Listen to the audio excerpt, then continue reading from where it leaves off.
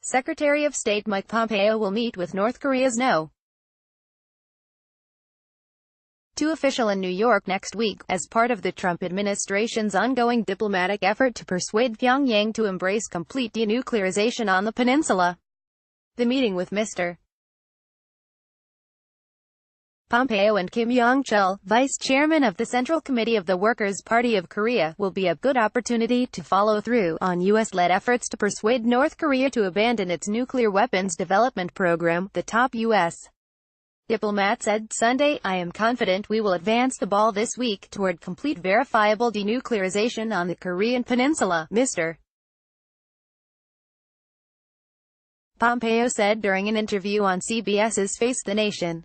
This week's meeting will be one of several conducted by the Secretary of State in the weeks and months since Mr.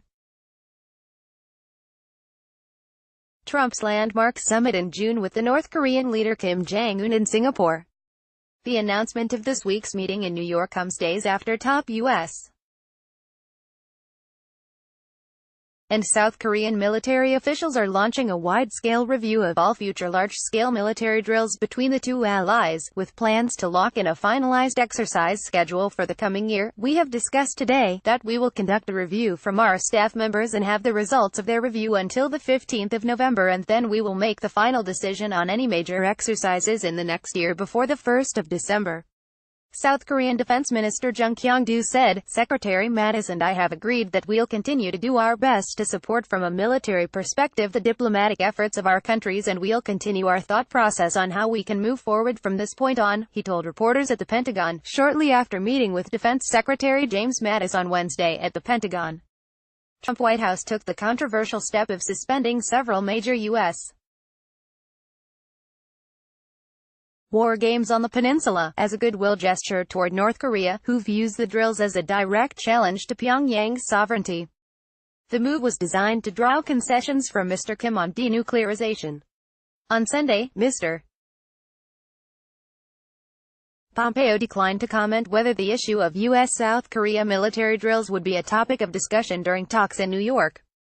That said, the U.S. is very focused on the goal of eliminating the nuclear threat posed by Pyongyang, Mr.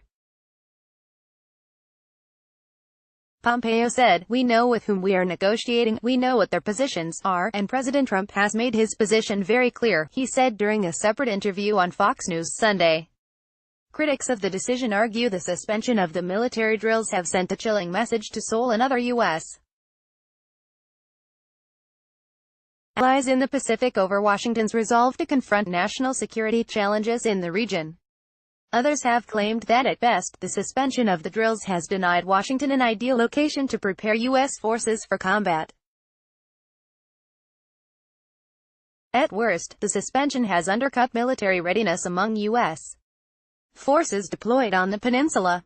The Washington Times welcomes your comments on Spot.im, our third-party provider. Please read our comment policy before commenting.